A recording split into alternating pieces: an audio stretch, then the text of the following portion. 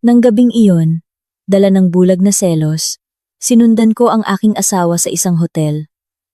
Ngunit pagdating sa basement, biglang nilak ng aking taxi driver ang mga pinto, namutla ang kanyang mukha sa takot, at bumulong na maghintay ako ng 5 minuto bago kami palibutan ng mga pulis. Kakapuntahan lang ng 12:00 ng hating gabi, ang orasan sa dingding ng aming silid nang basagin ng tunog ng cellphone ang katahimikan. Ako, nakakatulog lang, ay biglang nagising na gulat na gulat. Sa aking tabi, agad na kinapa ng aking asawa ang bedside table, nakalahating nakapikit ang mga mata. Hinahanap ang pinagmulan ng nakakainis na tunog. Tiningnan niya ang screen ng kanyang cellphone at magaspang na pinunasan ang kanyang mukha. Nakita kong biglang nagbago ang kanyang ekspresyon. Naging tensiyonado. "Hello David! Bakit ka tumawag ng hating gabi?" Bati ng asawa ko na garalgal ang boses. Tipikal sa isang bagong gising. Natahimik lang ako, nakikinig mula sa ilalim ng kumot. Si David ay matalik na kaibigan ng aking asawa. Mula pa noong kolehiyo. At pinagkakatiwalaan niyang kasosyo sa negosyo sa kumpanya. Ang boses ni David sa kabilang linya ay napakataranta at nagmamadali. Kahit hindi ko malinaw na marinig ang kanyang sinasabi. "Ano? Biglaan audit ngayong gabi? Paano posibleng lumabas ang mga dokumento?" Biglang umupo ang aking asawa sa kama. Malawak na ang kanyang mga mata.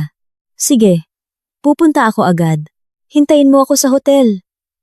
Isinara ng aking asawa ang telepono na humihingal. Agad niyang inalis ang kumot at tumakbo patungo sa aparador. Umupo rin ako. Nag-aalala sa kanyang hindi pangkaraniwang pagkabahala. Ang aking asawa ay isang napakatahimik at organisadong tao. Bihira lang may makapagpagulo sa kanya tulad ngayong gabi. "Ano ba yan, mahal?" Tanong ko ng mahina, habang pinapanood siyang magsuot ng pantalon na nagmamadali. "May malaking krisis sa opisina, mahal." Sabi ni David, "May problema sa ating financial audit report at humingi ng emergency meeting ang auditor ngayong gabi sa Grand Pearl Hotel. Kung hindi ito maresolba bago bukas ng umaga, malaki ang magiging problema sa batas ang ating kumpanya." Paliwanag ng asawa ko habang isinusuot ang kanyang polo sa loob ng pantalon. Medyo nanginginig ang kanyang mga kamay, habang isa-isang ikinakabit ang mga butones ng kanyang polo. Bilang asawa, tumango lang ako. Agad akong bumangon mula sa kama. Tinulungan siyang kunin ang makapal na jacket at susi ng kotse. Niyakap ko siya mula sa likod sandali. Sinubukang magbigay ng kaunting kapanatagan sa gitna ng nagmamadaling sitwasyon. Umikot ang aking asawa. Marahang hinalika ng aking noo. At mataman akong tinitigan sa mga mata. Paumanhin. "Kailangan kitang iwanan mag-isa sa bahay ng hating gabi. Ilak lahat ng pinto at bumalik ka na sa pagtulog. Susubukan kong tapusin ito sa lalong madaling panahon." At agad na uuwi, sabi ng asawa ko, na puno ng pagsisisi. Tumango ako at hinatid siya hanggang sa pintuan. Tinitigan ko ang kanyang likod na lumalayo, sumakay sa kotse at naglaho sa dilim ng gabi. Pagkatapos mawala ang kotse ng aking asawa, agad kong nilak ang pinto at bumalik sa kwarto. Ang bahay ay napakatahimik at malamig.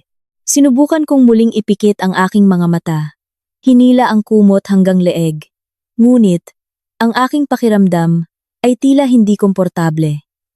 May bumabagabag sa aking puso. Isang kakaibang pakiramdam na hindi ko maipaliwanag sa mga salita. Halos kalahating oras ang lumipas, simula nang umalis ang aking asawa. Paulit-ulit pa rin akong gumulong sa kama. Sinisikap na pilitin ang sarili na matulog. Biglang sumindi ang screen ng aking cellphone sa bedside table, kasama ang maikling vibration na nagpapahiwatig na may isang mensahe. Tamad kong iniabot ang aking kamay.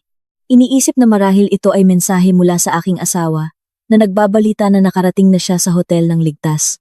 Ngunit nang buksan ko ang lock screen, ang mensahe ay hindi mula sa aking asawa. Biglang bumilis ang tibok ng aking puso nang makita ko ang isang larawan na ipinadala kasama ang isang serye ng teksto sa ibaba nito. Nagsimulang manginig ang aking mga kamay nang buksan ko ang larawan. Medyo malabo ang larawan, parang kinunan ng palihim mula sa malayo na may mahinang ilaw. Ngunit kahit malabo, nakilala ko pa rin ang lalaki sa larawan. Ito ang aking asawa. Ang makapal na jacket na suot niya ay eksaktong kapareho ng isinuot ko sa kanya kalahating oras na ang nakalipas. Nakita ang aking asawa na naglalakad, papasok sa lobby ng isang marangyang hotel. Ang nagpatigil sa aking mundo, nang gabing iyon ay hindi nag-iisa ang aking asawa. Nakita ang kanyang kamay na nakayakap sa bewang ng isang babaeng may mahabang buhok na nakasuot ng masikip na pulang damit. Ipinatong ng babae ang kanyang ulo sa balikat ng aking asawa ng buong pagmamahal. Biglang nawala ang hangin sa silid. Nahirapan akong huminga. Uminit ang aking mga mata at agad na umagos ang luha sa aking mga pilik mata. Agad kong binasa ang teksto, nakasama ng nakakatakot na larawan. Hindi nagpupulong ang asawa mo. Nasa Grand Pearl Hotel siya. Room 808. Pumunta ka at patunayan mo mismo ang kanyang ginagawa. Ang maikling mensahe ay parang kidlat na bumagsak sa aking ulo. Pagpupulong ng audit, krisis sa kumpanya, lahat iyon ay pawang kasinungalingan lamang. Ang aking asawa, ang lalaking matagal ko nang itinuturing na aking tagapagtanggol at pinakatapat, ay ginamit ang kanyang sariling kaibigan bilang dahilan para makipagkita sa ibang babae sa hotel. Agad na tumusok sa aking dibdib ang matinding sakit ng puso. Sa buong panahong ito, ay lagi akong nagtitiwala sa kanya. Inaasikaso ko ang kanyang tahanan. Pinaglingkuran ko siya ng buong puso. Ngunit ang ganti na natanggap ko ay isang napakamurang pagtataksil. Umiyak ako ng umiyak sa kama. Gustong-gusto kong tawagan ang aking asawa noon din.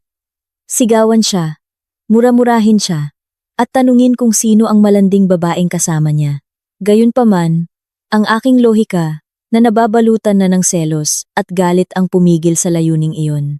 Kung tatawagan ko siya ngayon, tiyak na maghahanap siya ng 100 dahilan para umiwas. Marahil ay sasabihin niya sa babae na umalis at linisin ang lahat ng ebidensya bago ako makagawa ng kahit ano. Hindi. Hindi ko siya hahayaang makatakas. Nang ganoon lang, kailangan kong mahuli siya sa akto. Kailangan kong makita ng sarili kong mga mata ang pagtataksil na ito. Sa magaspang na kilos, pinunasan ko ang aking mga luha. Tumalon ako mula sa kama at tumakbo patungo sa aparador. Kinuha ko ang anumang damit na maabot ko. Isang itim na pantalon at isang mahabang sweater upang matakpan ang aking katawan mula sa malamig na hangin ng gabi. Wala akong pakialam sa aking magulong hitsura. Namamaga ang aking mukha. Ang aking buhok ay itinali ko lang ng basta-basta. Ang aking isip ay nakatuon lamang sa isang lugar. Grand Pearl Hotel. Room 808. Agad kong kinuha ang aking cellphone at binuksan ang taxi hailing app. Nanginginig ang aking mga kamay habang tinatype ang address ng hotel. Sa ganitong oras ng gabi, napakahirap makahanap ng driver na gustong kumuha ng order. Naghintay ako na may matinding pagkabalisa. Paikot-ikot sa sala na parang mainit na bakal. Matapos halos 10 minuto ng walang pag-asang paghihintay, sa wakas ay may isang driver na tumanggap ng aking order. Nagmadali akong lumabas ng bahay, dali-daling nilak ang pinto at tumayo sa gilid ng kalsada sa harap ng aking bahay. Napakalakas ng ihip ng hangin sa gabi. Tumagos ito sa sweater na suot ko, na nagpalamig sa aking katawan. Gayunpaman, ang lamig na iyon ay hindi katumbas ng init na naglalagablab sa aking dibdib. Napuno ang aking isip ng iba't ibang masamang senaryo. Ano ang ginagawa ng aking asawa sa silid na iyon ngayon? Gaano nakatagal siyang nagtataksil sa aking likuran? Mas maganda ba ang babaeng iyon kaysa sa akin? Ang mga tanong na iyon ay patuloy na nagpapahirap sa aking kalooban nang walang tigil. Isang itim na sedan ang huminto sa aking harapan. Agad kong binuksan ang likod na pinto at sumakay sa kotse. Ang kakaibang amoy ng lemon-scented air freshener ay sumingaw sa aking ilong.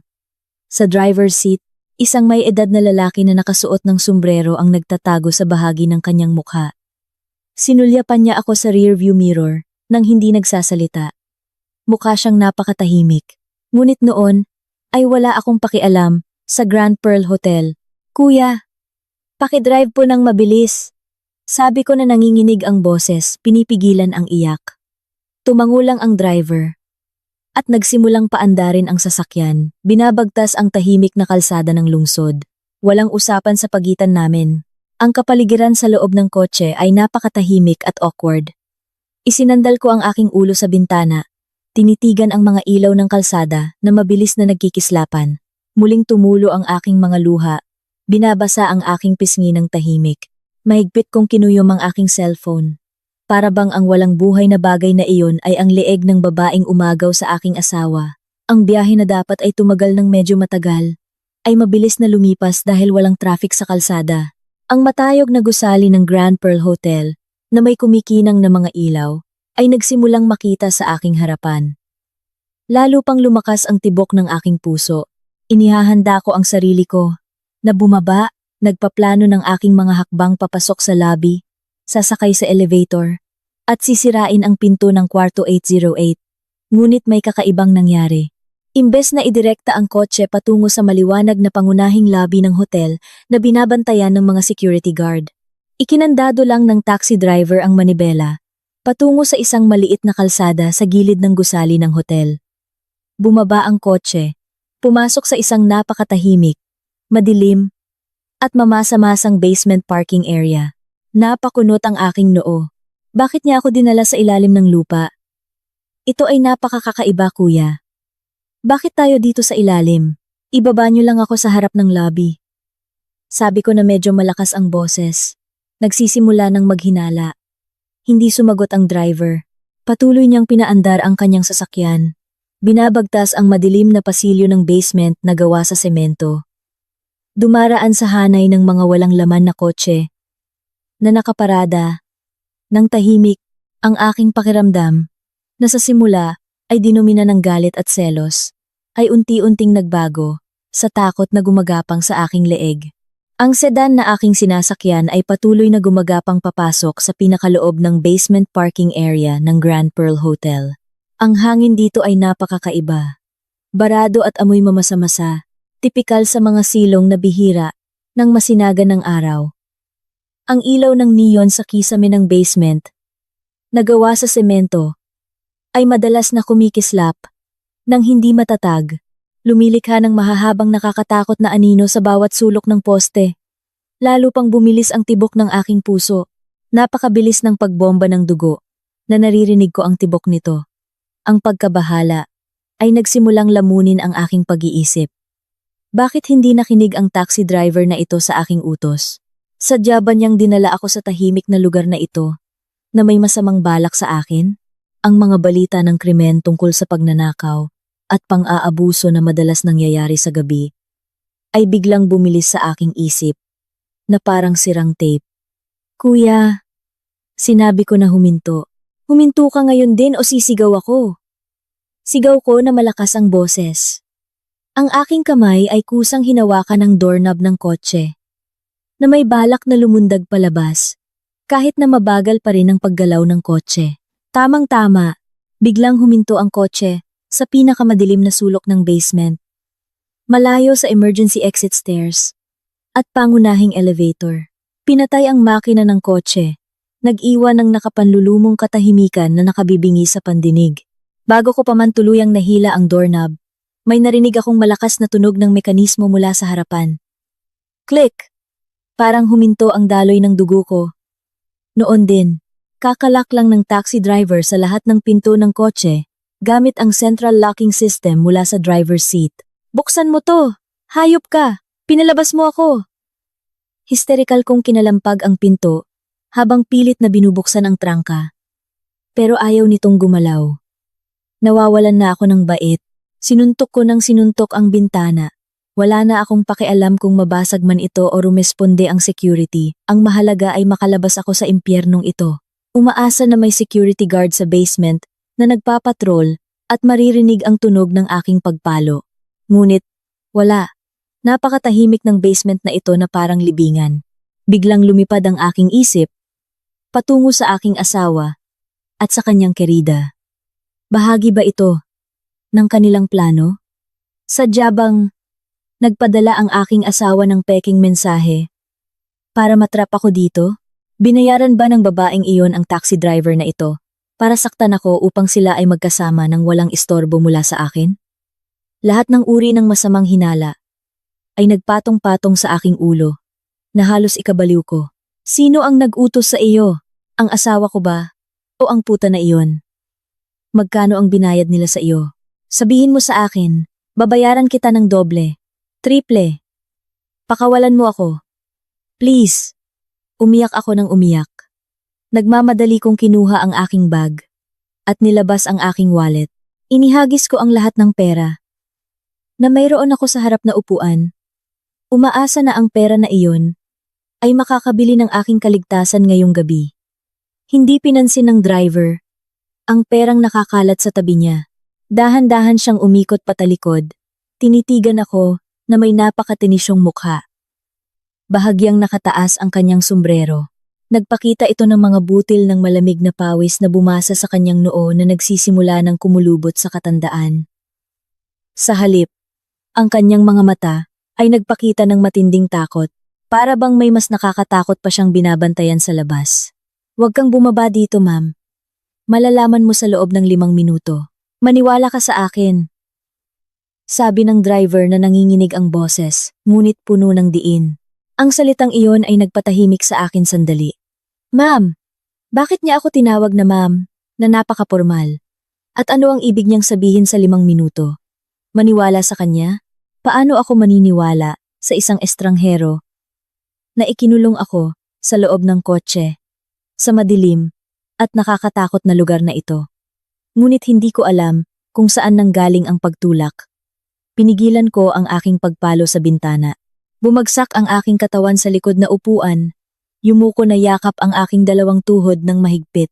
Napigilan ang aking iyak sa lalamunan. Tinitigan ko ang driver na may matinding hinala at pagkabigo. Agad na umikot pabalik ang driver, na nakaharap sa harapan. Patuloy na gumagalaw ng ligaw ang kanyang mga mata. Tinitigan ang side mirror at rear view mirror ng salitan na napakawaspada. Mahigpit niyang hinawakan ang manibela ng kotse hanggang sa pumuti ang kanyang mga buko. 5 minuto. Ang oras na dapat ay napakaikli ngayon, ay naging napakahabang pagpapahirap. Bawat segundo na lumipas, ay tila tinik na tumutusok sa aking balat. Unang minuto. Ang katahimikan ng basement na ito, ay halos makapagpahinga sa akin. 2 minuto. Muling lumipad ang aking isip, sa silid 808. Sa itaas. Marahil ay masayang tumatawa ang aking asawa kasama ang ibang babae. Samantalang ako dito ay naghihintay ng kamatayan. 3 minuto. Nagsimula akong magdasal sa aking puso. Humihingi ng proteksyon sa Diyos upang makita ko pa ang pagsikat ng araw bukas ng umaga. 4 na minuto. Namamanhid na ang aking mga kamay at nagyeyelo ang aking mga paa. Patuloy na tinititigan ng driver sa harap ko ang digital clock sa dashboard ng kanyang kotse. Nagbibilang ng pababa ng tahimik. Ang tensyon sa loob ng kotse na ito ay napakakapal, na tila kaya itong hiwain ng kutsilyo. Tamang-tama nang magbago ang digital na numero sa dashboard at nagpakita ng 5 minuto, biglang nagulo ang tahimik na kapaligiran ng basement. Ang tunog ng mga gulong ng kotse na dumudulas ng malakas sa sementadong sahig ng basement ay umalingaw-ngaw ng napakalakas, nakakabingi sa pandinig. Mula sa tapat na pasukan, 3 itim na kotse ang humarurot, ng mabilis at biglang preno. Bumuo ng semicircle formation na humarang sa daanan palabas sa paligid ng pinaghintuan ng taxi. Huminto kami. Walang tunog ng sirena na umalingaw-ngaw. Tanging ang nakakasilaw na ilaw ng headlight ng kotse, ang matalim na sumisinag sa malaking poste ng semento na nasa kaliwang bahagi mismo ng aming taxi. Sabay-sabay na bumukas ang mga pinto ng itim na kotse. Maraming lalaking nakasuot ng kumpletong uniforme ng pulis, na may bulletproof vest ang nagsilabas. Napakabilis ng kanilang galaw, taktikal, at coordinated. Ang bawat isa sa kanila ay may hawak na baril na nakatutok sa poste ng semento. Pulis! Huwag gumalaw! Ihulog ang mga sandata at itaas ang inyong mga kamay ngayon din. Sigaw ng isa sa mga police commander, na malakas ang boses at umalingaw-ngaw. Sa katahimikan ng basement, pinigilan ko ang aking hininga. Idinikit ang aking mukha sa malamig na bintana na malawak ang mga mata. Parang lumundag ang aking puso mula sa aking dibdib nang makita ang eksena sa labas. Mula sa likod ng malaking poste ng semento na halos 2 metro lamang mula sa pinto ng kotse na aking inuupuan, lumabas ang 2 matipunong lalaki na nakasuot ng itim na leather jacket at face mask. Mukha silang gulat na gulat at taranta dahil sa hindi nila inaasahang paglitaw ng mga pulis. Agad na sumugod ang mga pulis nang hindi nagbibigay ng anumang pagkakataon sa 2 lalaki na lumaban o tumakas. Sa loob ng ilang segundo, ang 2 lalaking nakaitim na jacket ay pinatumba sa sementadong sahig ng marahas. Pinihit ang kanilang mga kamay sa likod at kinadena. Nang ihagis ang katawan ng isa sa mga lalaki sa sahig, isang matalim na bagay ang nawala sa kanyang hawak at nahulog na may kalansing malapit sa gulong ng aming taxi. Isang tactical folding knife na ang talim ay napakatalim at kumikinang dahil sa sinag ng ilaw. Hindi lang iyon. Mula sa bulsa ng isa pang lalaki, kinuha ng pulis ang isang maliit na bote na gawa sa maitim na salamin at isang piraso ng makapal na panyo na basa. Ipinakalat ang amoy ng kemikal na napakalakas na umabot ng bahagya sa loob ng kotse. Iyon ay chloroform. Isang high-dose anesthetic fluid. Tinakpan ko ang aking bibig gamit ang aking 2 kamay. Nanginginig ng husto ang aking katawan hanggang sa magkalandungan ang aking mga ngipin. Nakatingin ako sa kutsilyo at sa basang tela. Isang nakakatakot na katotohanan ang bumagsak sa aking ulo ng napakalakas na parang martilyo. Kung hindi nilak ng taxi driver ang pinto ng kotse kanina, kung ipinilit kong bumaba at tumakbo sa madilim na basement na ito, tiyak na sasalakayin ako ng 2 lalaking nakasuot ng itim na jacket. Papatulugin ako, at marahil ay papatayin gamit ang kutsilyo na iyon. Hindi masama ang intensyon ng taxi driver. Sa halip, sinagip niya lang ang aking buhay mula sa isang napakamamatay na plano ng pagdukot. Tinitigan ko ang likod ng driver na may halong gulat, pagkalito, at matinding pasasalamat. Sino ba talaga siya? Paano niya nalaman na may masasamang tao na naghihintay sa akin dito? At higit sa lahat, sino ang sobrang walang puso na umupa ng mga goons na iyon para tapusin ang aking buhay ngayong hating gabi? Unti-unting kumalma ang sitwasyon sa loob ng basement parking area matapos matagumpay na maparalisa ng mga pulis ang 2 lalaking nakasuot ng itim na jacket. Nakatulala pa rin ako sa likod ng taxi. Yakap ang sarili kong nanginginig na katawan. Hindi ko maalis ang tingin sa folding knife at sa basang tela na amoy kemikal na nakakalat sa sementadong sahig. Ang mga bagay na iyon ay malinaw na ebidensya na ang kamatayan ay halos dumating ilang sentimetro mula sa aking mukha. Isang pulis na may kumpletong uniforme ang lumapit sa taxi na aking sinasakyan. Kumatok siya sa bintana ng driver ng magalang. Agad na pinindot ng matanda na lalaking nakaupo sa driver's seat ang button para ibaba ang bintana.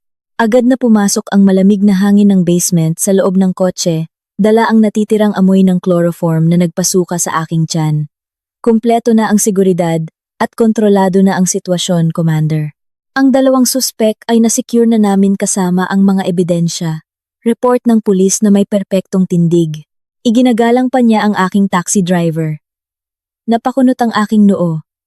Napakalaking pagkalito ang sumakop sa aking isip. Commander, bakit isang mataas na ranggong pulis ang nagbibigay galang sa isang online taxi driver? Tumangulang ang matanda na lalaki.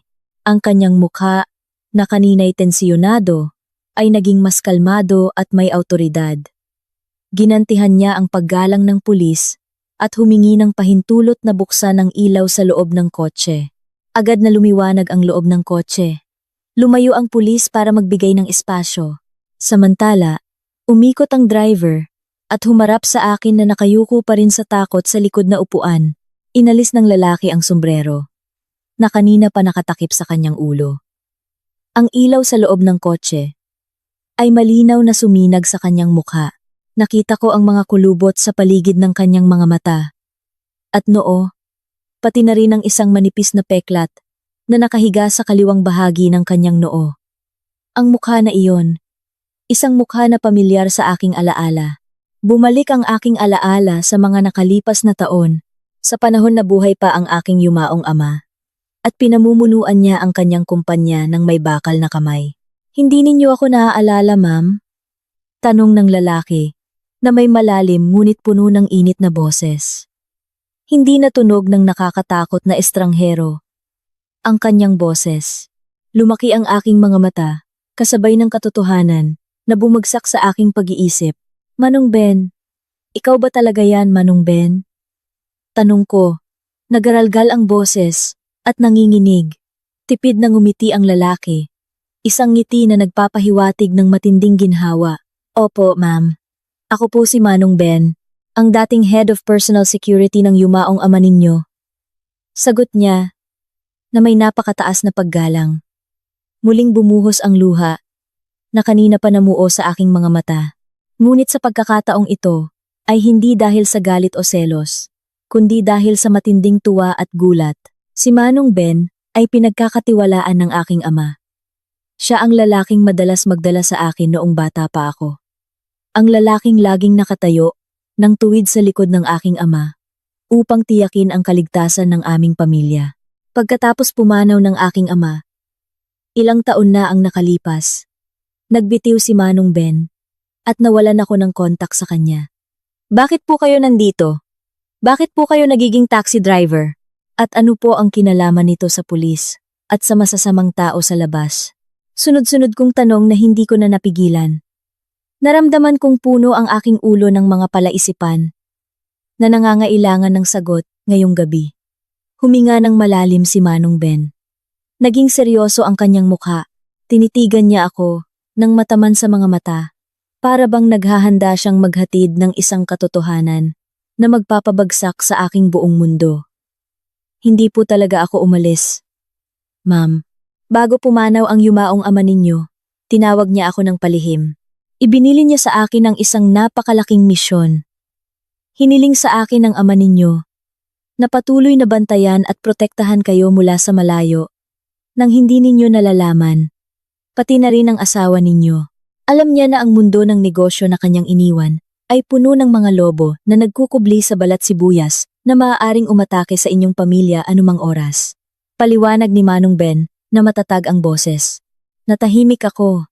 Pinagninilayan ang bawat salita na lumabas mula sa bibig ni Manong Ben. Ang aking ama pala ay napakamahal sa akin. Hanggang sa ayusin niya ang aking lihim na proteksyon kahit mula sa kanyang libingan. Kung gayon, ano po ba talaga ang nangyari ngayong gabi, Manong? Ang asawa ko. Nagtataksil ang asawa ko sa hotel na ito. Nagpadala siya ng mensahe sa akin. Nakita ko ang kanyang litrato. Sabi ko habang nanginginig ang mga kamay ko na kinukuha ang aking cellphone. May balak akong ipakita ang nakakasakit na larawan kay Manong Ben. Ngunit marahang itinaas ni Manong Ben ang kanyang kamay upang pigilan ako. Ang mensahe na iyon ay isang malaking kasinungalingan, ma'am. Hindi po nagtataksil ang asawa ninyo. Siya po ay isang napakatapat na lalaki at mahal na mahal po kayo. Ang larawan na natanggap ninyo ay resulta ng minanipula o, at least, isang larawan na kinunan sa labas ng konteksto nang sadyang bumangga ang isang bayarang babae sa asawa ninyo habang siya ay papasok sa labi ng hotel. Parang huminto ang mundo ko. Kasinungalingan. Hindi nagtataksil ang aking asawa. Kung hindi nagtataksil ang aking asawa, bakit siya nagsinungaling tungkol sa audit meeting? Bakit siya narito sa hotel ng hating gabi? Tanong ko na humihingal, pinipigilan ang nagngangalit na damdamin. Hindi po nagsinungaling ang asawa ninyo. Talagang inakala niya na may emergency audit meeting ngayong gabi. Pinapunta siya sa hotel na ito ng sarili niyang kaibigan. Si David. Siya po ang mastermind ng lahat ng kaguluhan. At planong pagpatay ngayong gabi, ma'am. Paliwanag ni Manong Ben, na may tono ng galit. Ang pangalang iyon ay parang lason sa aking pandinig. Si David, ang matalik na kaibigan ng aking asawa, ang taong madalas pumupunta sa aming bahay, nakikipag-dinner sa amin, at itinuturing ng parang kapatid ng aking asawa. Inimbestigahan ko na ang mga galaw ni David. Sa nakaraang ilang buwan, patuloy ni Manong Ben. Binabali ang aking pagmumuni-muni. May dalawang buhay si David na hindi alam ng sino man, kasama na ang asawa ninyo. Napakasama ng pagkagumo ni David sa online gambling. Isinugal niya ang lahat at natalo ng husto. Sa kasalukuyan, may utang si David na 5 milyong piso sa isang napakarahas na gambling mafia. Nanganganib ang kanyang buhay. Tinakpan ko ang aking bibig gamit ang aking 2 kamay. Ang takot ay nagsimulang gumapang sa ilalim ng aking balat habang ang mga piraso ng puzzle ay nagsimulang magkaisa sa aking ulo. Dahil sa matinding pangangailangan, dinaya ni David ang kumpanya ng 5 milyong piso para bayaran ang kanyang utang. Bukas ng umaga, magaganap ang malaking audit sa kumpanya. Alam ni David na mabubunyag ang kanyang krimen, kaya naman, gumawa siya ng isang napakabahong plano upang isisi sa asawa ninyo ang pagnanakaw ng pera. Paliwanag ni Manong Ben nang walang tigil. Tinawag ni David ang asawa ninyo sa hotel na ito sa isang pekeng dahilan. Kasabay nito, nagpadala siya ng malisyosong mensahe tungkol sa pagtataksil sa cellphone ninyo. Kilalang kilala ni David ang ugali ninyo. Alam niyang ang selos ay magpapagalit sa inyo, magpapabilis ng inyong kilos, at agad na susunod sa hotel na ito. Nang hindi nag-iisip, at pagdating ninyo sa basement, itinuro ni Manong Ben ang bintana. Ang 2 goons na ngayon ay iginugulpi sa loob ng police car. Naghihintay ang mga tauhan ni David sa ilalim na may high-dose anesthetic at napakatalim na kutsilyo. Muling umagos ang aking luha ng napakalakas. Isang matinding pagkakasala ang bumagsak sa aking dibdib na halos hindi ako makahinga. Duda ako sa katapatan ng aking asawa. Dahil lang sa isang mensahe na hindi malinaw ang pinagmulan, inakusahan ko siyang nagtataksil. Napakadali akong nabulag ng selos. Kaya kusang loob akong pumasok sa isang nakamamatay na bitag na inihanda ng mismong kaibigan ng aking asawa. Paano niyo po nalaman na pupunta ako dito? Tanong ko. Habang umiiyak, lagi kong minumonitor ang inyong cellphone at ang mga komunikasyon sa bahay.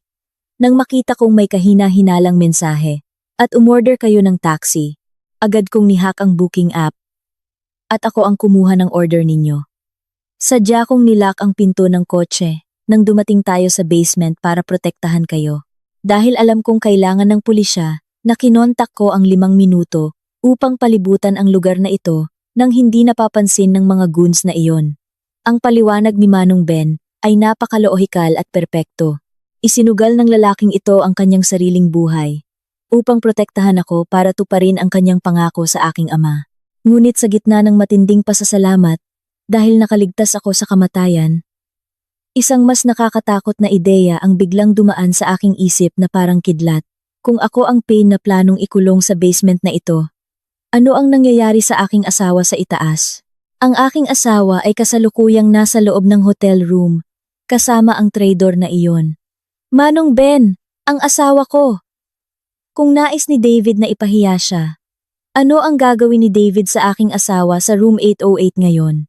Sigaw ko. Nataranta. Kinuha ko ang doorknob ng kotse. May balak na tumakbo para sundan ang aking asawa noon din. Agad na mahigpit, ngunit marahang, hinawakan ni Manong Ben ang aking balikat. Pinipigilan akong lumabas ng kotse. Huminahon, ma'am. Hindi tayo maaaring magmadali. Napalibutan na ng pulisya ang gusaling ito. Ngunit kailangan nating maging maingat upang hindi saktan ni David ang asawa ninyo. Umupo kayo. Malalaman ninyo sa lalong madaling panahon kung ano ang nangyayari sa itaas.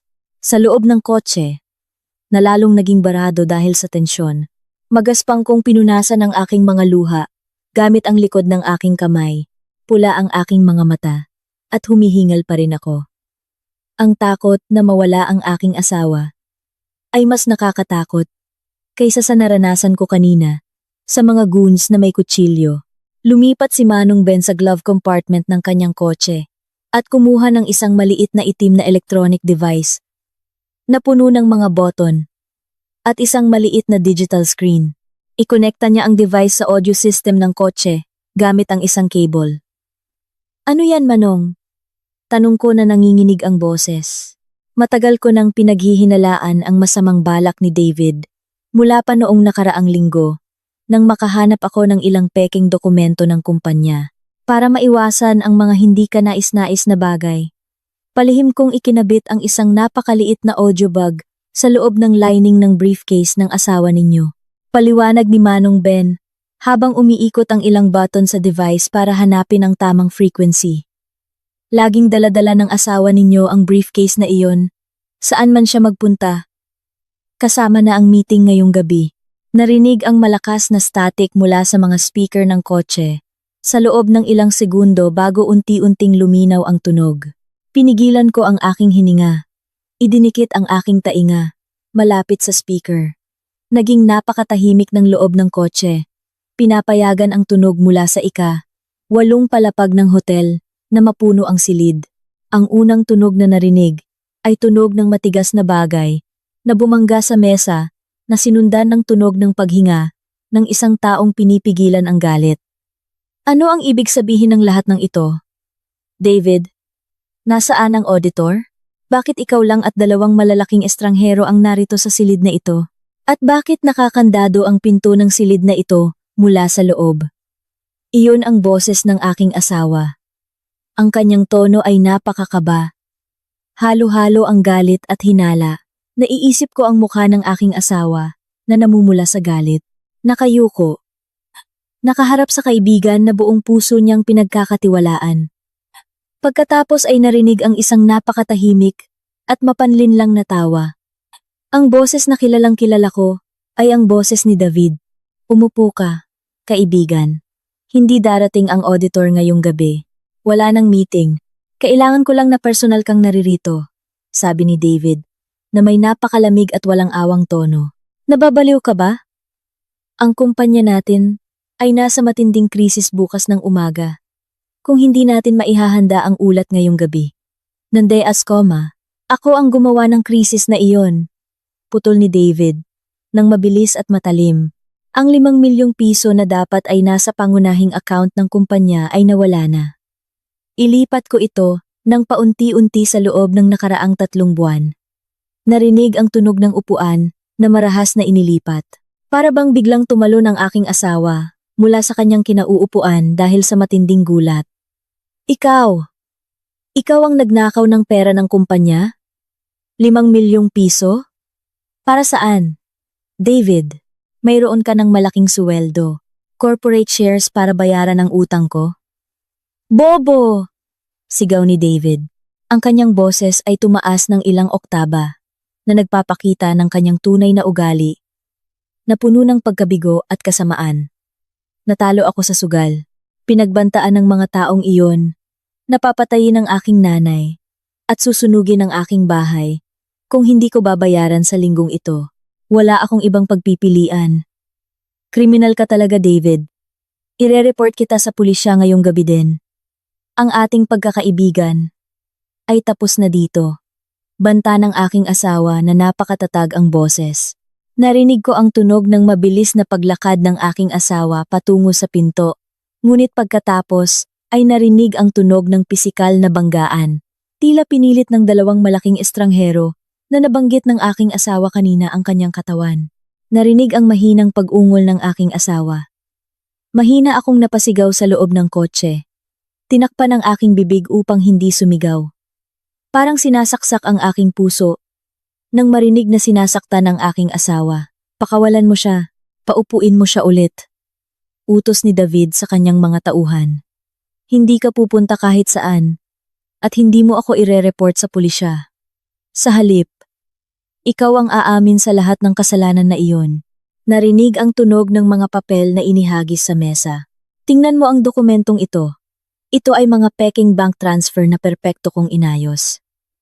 Lahat ng digital trace ay tumuturo sa isang secret account na ginawa ko sa pangalan mo. Sa tabi nito ay mayroong sulat ng pag-amin ng kasalanan na nagsasaad na nilustay mo ang 5 milyong piso dahil sa iyong marangyang pamumuhay. Kailangan mo lang itong pirmahan ngayon din. Napakabaliw mo talaga! Hinding-hindi ko pipirmahan ang peking sulat na iyan hanggang mamatay ako! Sigaw ng asawa ko, na puno ng galit. Sa loob ng kotse, umagos ng malakas ang aking luha. Ang aking asawa ay isang lalaking may napakatatag na prinsipyo. Mas gugustuhin pa niyang masira kaysa umamin sa krimen na hindi niya ginawa. Napakasaya ko sa kanya, ngunit sa parehong oras, ang matinding takot ay bumalot sa aking kaluluwa. Hindi na si David ang kanyang kaibigan. Si David ay isang monster na napipilitan. Natahimik sandali ang silid. Pagkatapos ay muling narinig ang boses ni David. Sa pagkakataong ito, mas mahina, at mas nakamamatay. Sigurado ka ba na ayaw mong pirmahan? Baka pagkatapos mong makita ito, magbago ang isip mo. Narinig ang tunog ng pagpindot sa screen ng cellphone. Isang oras na ang nakalipas. Nagpadala ako ng mensahe sa cellphone ng iyong napakagandang asawa. Nagpadala ako ng peking larawan mo, na yakap-yakap ang isang prostitute sa lobby ng hotel na ito. Hulaan mo kung ano ang nangyari. Ang iyong napakaselosong asawa ay agad na naakit. Umiyak siya at agad na sumunod sa iyo dito ng walang pag-iisip. Sa loob ng kotse, umagos ang aking luha. Mahigpit kong kinuyom ang balikat ni Manong Ben. Ang aking kahangalan ay talagang naging sandata ng kaaway ng aking asawa. Dumating lang ang iyong asawa sa basement area ng hotel na ito. 5 minuto na ang nakalipas. Patuloy ni David na may tono ng tagumpay. At nagkataon na mayroon akong mga tauhan na naghihintay sa kanya doon na may high-dose anesthetic at napakatalim na kutsilyo. David, huwag mong galawin ang asawa ko. Kung hihipuan mo siya kahit hibla ng buhok lang, papatayin kita. Umalingaw-ngaw ang sigaw ng asawa ko mula sa speaker. Puno ng pagkabigo, galit at matinding takot. Narinig ang tunog ng mesa, na sinipa at ang maikling pag-aaway. Gayunpaman, ang aking asawa na mag-isa ay malinaw na kulang sa lakas kumpara sa 2 bayarang bantay na pumipigil sa kanya. Ang paghinga ng aking asawa ay napakabilis. Sinamahan ng pag-ungol ng sakit. Tumahimik ka at umupo, sigaw ni David. Ang kapalaran ng iyong asawa ay nasa dulo ng panulat na ito. Pirmahan mo ang sulat na ito ng pag-amin ng kasalanan. Ibigay mo ang lahat ng iyong personal na ari-arian para bayaran ang mga pagkalugi ng kumpanya at pumunta ka sa bilangguan bukas ng umaga na nagsasabing nagsisisi ka. Kung susundin mo ang aking utos, magigising ang iyong asawa bukas ng umaga sa isang tambakan ng basura na ligtas ng walang anumang galos. Huminto si David sandali.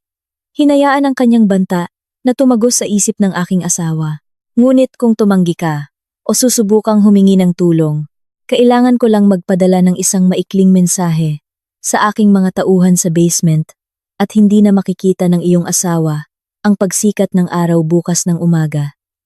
Ang kanyang katawan ay hindi na makikita. Ang pagpipilian ay nasa iyong mga kamay. Ang iyong buhay, ang iyong kayamanan, at ang iyong dignidad, o ang buhay ng babaeng pinakamamahal mo. Napaiyak ako nang malakas sa likod na upuan. Diyos ko, anong uri ng pagsubok ito?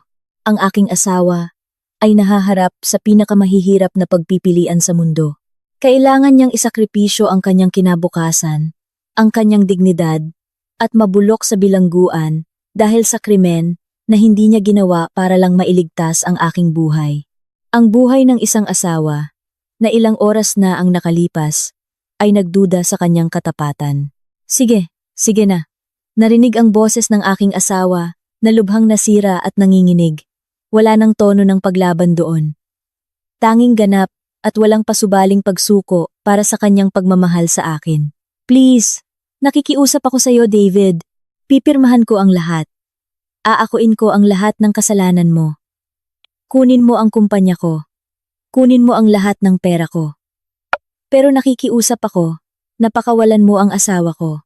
Huwag mo siyang saktan. Wala siyang alam. Isa lang siyang babae na sobrang tapat sa pagmamahal sa akin.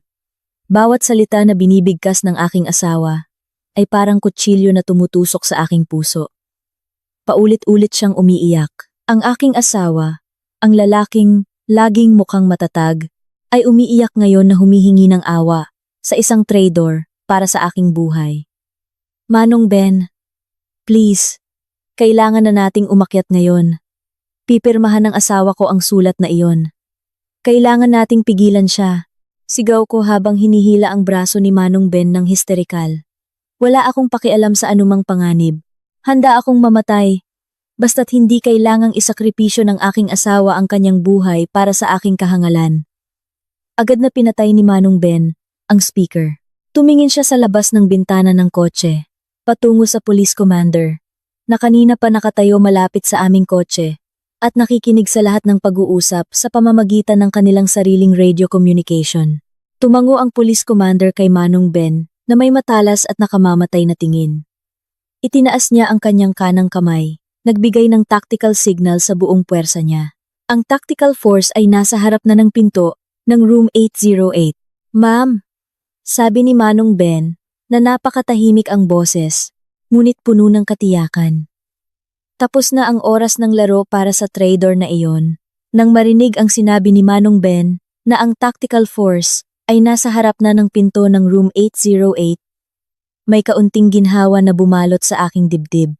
Gayunpaman, ang ginhawa na iyon ay tumagal lamang ng ilang segundo bago muling kinuha ng pagkabahala ang aking buong kamalayan. Ang pag-alam na ang pulisya ay handa na sa itaas ay hindi agad nagpatanggal sa katotohanan na ang aking asawa ay nasa parehong silid kasama ang isang baliw na traidor at 2 bayarang guwardiya. Ang distansya sa pagitan ng harap na pinto ng hotel room at ng mesa kung saan nakakulong ang aking asawa ay maaaring maging isang nakamamatay na distansya kung mapansin ni David ang presensya ng pulisya at magpa siya na gumawa ng desperadong kilos. Nakiusap ako kay Manong Ben. Napayagan akong lumabas ng kotse. Gusto kong tumakbo pataas ng emergency stairs. Gusto kong nandoon ako kapag sinira ang pinto. Gusto kong tiyakin ng sarili kong mga mata na walang kahit anong galos ang aking asawa. Ngunit hinawakan ni Manong Ben ang aking 2 balikat nang marahan, ngunit napakatatag, para bang pinipigilan niya ang isang maliit na bata na gustong tumakbo sa gitna ng abalang kalsada. Dito lang kayo, ma'am. Ang inyong presensya sa itaas ay magpapalala lamang ng sitwasyon at maglalagay sa panganib ng inyong kaligtasan, pati na rin sa operasyon ng pulisya. Kailangan nating ipagkatiwala ang lahat sa mga sanay na, sabi ni Manong Ben na may nakakapagpakalmang tono ng boses. Sinusubukan ng husto na pigilan ang aking hindi na makontrol na isterya. Mula sa labas ng kotse, lumapit ang police commander na namumuno sa raid sa basement sa aming taxi. Ang kanyang mukha ay napakatatag at matigas. Sumasalamin sa maraming taon ng karanasan sa pagharap sa mga kritikal na sitwasyon. Nagbigay siya ng senyas kay Manong Ben. Nabuksan ng bahagya ang bintana. Muling pumasok ang malamig at amoy alikabok ng semento ng basement na nagpalamig sa akin. Kayo po at si Sir ay hindi kailangang mag-alala. Ang aming mga tauhan sa ika-8 palapag ay nakapwesto na ng perpekto. Ngunit bago namin sirain ang pinto ng kwarto, kailangan namin ng isang huling ebidensya na hindi maikakaila ng suspek sa korte, sabi ng police commander na may malalim at autoritatibong boses. Tinitigan ko ang commander na may naguguluhang tingin, umaagos pa rin ang luha sa aking pisngi. Anong ebidensya pa po ang kailangan ninyo, sir? Narinig na ninyo mismo mula sa surveillance device na nagbabanta siyang papatayin ako at pinipilit ang asawa kong pirmahan ang peking sulat. Hindi ba sapat na iyon? Para arestuhin siya at ikulong? Tanong ko, nagaralgal ang boses at nanginginig. Malakas nga po iyan na ebidensya, ma'am. Ngunit sa mata ng batas, ang tuso na abogado ng suspek ay maaaring magdahilan na iyon ay isang banta lamang o hindi valid na recording. Paliwanag ng commander na may pasensya, kailangan namin ng direktang pag-amin mula sa bibig ng suspek na talagang nagbigay siya ng utos para sa pagpapatay o pagdukot sa kanyang mga tauhan na nasa basement na ito. Palalabasin namin siya. Pagkatapos ay tumingin ang police commander sa isa sa kanyang mga tauhan na naghahanap sa katawan ng 2 goons na nakahiga na walang laban na may nakakadenang mga kamay sa sementadong sahig. Nakakita ang pulis ng cellphone mula sa bulsa ng isa sa mga goons at agad itong ibinigay sa commander. Sinuri ng commander ang cellphone na hindi pala nakalak ng password. Binuksan niya ang messaging app at nakita ang huling pag-uusap sa pagitan ng goons at isang unnamed number na siguradong numero ni David. Magpapadala tayo ng mensahe sa mastermind sa itaas. Ipapakita natin sa kanya na maayos ang kanyang plano sa basement, sabi ng police commander habang nagtatype ng kung ano sa screen ng cellphone ng goons. Bumibilis ang tibok ng aking puso. Yumuko ako pasulong. Sinisikap makita kung ano ang tinatype ng commander. Ang kanyang malalaki at magaspang na daliri ay nagtype ng maikling, nakakatakot na pangungusap. Boss, ligtas na ang target. Ikukulong namin siya sa basement. Tuloy, pindutin ng commander ang send button. Biglang naging mas nakapanlulumo ang kapaligiran sa loob ng basement. Natahimik ang lahat. Naghihintay na pigil ang hininga. Matamang tinitigan ni Manong Ben ang surveillance device na nakasindi pa rin sa dashboard ng kanyang kotse. Handang makinig sa reaksyon ni David sa room 808. Mahigpit kong kinuyom ang dulo ng aking sweater hanggang sa pumuti ang aking mga buko. Bawat segundo na lumipas ay tila hampas ng martilyo sa aking dibdib. Muling gumapang ang pagkakasala sa aking puso nang napakalupit habang naghihintay ng tugon mula kay David. Patuloy kong sinumpa ang sarili kong kahangalan. Paano ko naduda ang aking asawa? Ang aking asawa ay isang lalaking handang magtrabaho araw at gabi para sa aming kinabukasan. Ang lalaking laging tinitigan ako ng puno ng pagmamahal. Tuwing umuuwi siya, ang lalaking handang ibigay ang kanyang sariling buhay nang hindi nag-iisip ng 2 beses para lang matiyak na ligtas ako sa panganib. At ako naman ay nabiktima lang ng isang malabong larawan at isang napakamurang peking mensahe. Hinayaan kong bulagin ako ng selos hanggang sa malagay ko sa panganib ang aking buhay at ang kanyang buhay. Sumumpa ako sa aking puso kung makakaligtas ang aking asawa mula sa bangungot na ito. Gugugulin ko ang natitirang bahagi ng aking buhay para suklian ang kanyang sakripisyo at maging isang mas mabuting asawa para sa kanya. Biglang nanginginig at sumindi ang cellphone ng goons na hawak ng police commander. Nagpakita ng papasok na tawag mula sa numero ni David. Nagkatinginan ang commander at si Manong Ben at agad na sinagot ang tawag. Pinindot niya ang speakerphone button para malinaw na ma-record ang pag-uusap ng recording device na inihanda ng ibang pulis. Hello? Sabi ng isang pulis na inatasang gayahin ang boses ng goons. Ang kanyang boses ay ginawang malalim, magaspang, at bahagyang pabulong. Para bang nagtatago siya. Mula sa kabilang linya ay narinig ang boses ni David na puno ng tono ng tagumpay at matinding kalupitan. Napakagaling ng inyong trabaho. Lumaban ba ng kaunti ang babae? Boss? Pero napakabilis ng epekto ng anesthetic fluid. Nahimatay na siya ngayon sa loob ng taxi. Walang saksi dito. Napakatahimik ng basement. Ano ang susunod na instruction? Sagot ng pulis na napakapaniwalain. Ginampanan ang kanyang papel ng perpekto. Pinikit ko ang aking mga mata. Lalo pang bumuhos ang luha nang marinig ang pag-uusap na iyon. Ang pagdinig sa plano ng aking sariling kamatayan na pinag-uusapan ng napaka-relax. Para bang pinag-uusapan nila ang mga sirang gamit, ay nagpasuka sa akin. Narinig ang mahabang buntong hininga mula kay David sa kabilang linya. Magaling! Hawakan mo siya dyan. Huwag mong hayaang magising siya. Pinipilit ko ang kanyang matigas na asawa na pirmahan ang sulat ng pag-amin. Halos sumuko na siya dahil inakala niyang nasa kamay ko ang kanyang asawa. Natahimik si David sa loob ng ilang segundo na napakahaba. Pagkatapos ay sinabi niya ang mga salita na nagpalamig sa aking dugo. Makinig ka. Oras na mapirmahan ng gunggong. Na yan ang dokumento. Itakbo mo na ang babae sa labas ng probinsya. Iligpit mo na siya. Sa isang bangin. O sa tambakan ng basura. Siguraduhin mong wala nang makikita ang mga pulis para wala nang ebidensyang magtuturo sa atin. Tapusin mo siya. Ililipat ko ang natitirang bayad ninyo ngayong gabi din. Nagtindig ang aking balahibo. Lalo pang nagpalamig sa buto ang malamig na silid ng basement. Hindi kailanman binalak ni David na pakawalan ako mula sa simula.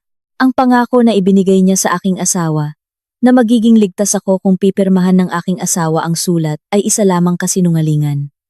Si David ay isang demonyo na nagkukubli sa anyong tao. Nais niyang kunin ang pera ng kumpanya, ikulong ang aking asawa, at patayin ako ng sabay-sabay upang alisin ang lahat ng bakas ng kanyang krimen. Handa, boss. Natanggap ang utos. Naghihintay kami ng balita mula sa iyo. Kalmadong sagot ng pulis. At pagkatapos ay pinutol ang tawag ng unilaterally. Matamang tinitigan ng police commander ang cellphone sa kanyang kamay. Pagkatapos ay ibinigay ito sa kanyang tauhan upang itago bilang pangunahing ebidensya. Kinuha niya pagkatapos ang portable radio communication na nakakabit sa kanyang vest. Inilapit ito sa kanyang bibig na may matigas na ekspresyon sa mukha. Team Alpha. Ito ang command. Nakuha na namin ang recorded evidence ng utos ng pagpatay mula sa pangunahing suspek. Ang suspek ay napakadelikado at may malinaw na intensyon na pumatay. Wala nang oras para maghintay. Maghanda para sa sapilitang pagpasok ngayon din. Ulitin. Maghanda para sa sapilitang pagpasok ngayon din. Utos ng commander na may napakalakas at matatag na boses. Mula sa radio communication ay narinig ang maikling tugon mula sa commander ng tactical team na nasa ika-8 palapag. Team Alpha, naiintindihan. Handa na ang formation. Naghihintay ng countdown mula sa command. Yumuko ako pasulong, inilapit ang aking mukha sa speaker ng surveillance device ni Manong Ben na konektado pa rin sa briefcase ng aking asawa sa loob ng room 808. Ang mga sandali na ito ay ang pagitan ng buhay at kamatayan. Nagdasal ako ng buong lakas at kamalayan.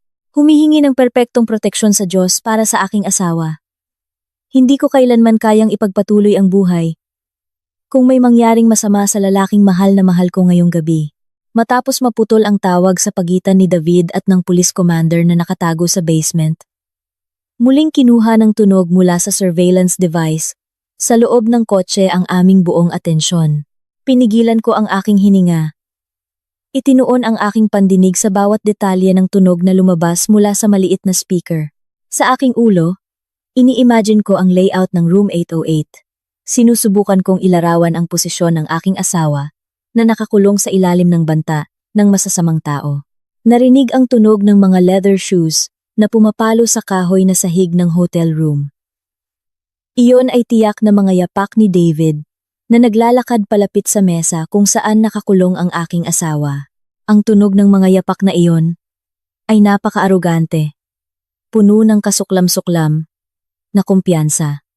Aba, matandang kaibigan, sabi ni David, na may napakamapanukso at mapanlait na tono ng boses. Narinig mo na, hindi ba? Kakatawag ko lang sa aking mga tauhan sa ibaba. Nasa kanila na ang iyong asawa ng buo. Ligtas siya, mahimbing na natutulog, nang walang anumang galos. Sa ngayon, hindi agad sumagot ang aking asawa. Narinig ang kanyang mabigat at nanginginig na hininga. Sumasalamin sa matinding panloob na paglaban sa kanyang dibdib. Naiisip ko ang mukha ng aking asawa na nakayuko, ang kanyang mga mata na namumula dahil sa pinipigil na luha at galit na hindi niya mailabas. Ibigay mo sa akin ang panulat na iyan, sabi ng aking asawa. Nagaralgal ang boses at basag. Ang boses na iyon ay parang boses ng isang taong kakatapos lang kunin ang kanyang buhay mula sa kanyang katawan. Itinaas niya ang puting bandila. Isinakripisyo niya ang lahat para sa akin. Narinig ang tunog ng metal na nagagalaw sa ibabaw ng salamin na mesa, na sinundan ng tunog ng pag-aayos ng papel. Inabot ni David ang isang mamahaling panulat sa aking asawa. Isang napakatalinong desisyon. Pirmahan mo sa ibabaw ng linya na inihanda ko. Huwag mong subukang gumawa ng anumang panlilinlang o makakatanggap ang aking mga tauhan sa ibaba ng ibang mensahe mula sa akin. Banta ni David, habang tumatawa ng bahagya. Ang tawanan na iyon ay napakasama. Hinihiwa ang aking puso hanggang sa magkapira-piraso. Bago pa marinig ang tunog ng dulo ng panulat na dumikit sa papel, biglang pinigilan ng aking asawa ang kanyang paggalaw. Binasag niya ang katahimikan ng silid sa isang huling pakiusap na nagpabuhos muli ng aking luha na parang nagbagsak na dam. Ipagako mo sa akin, David.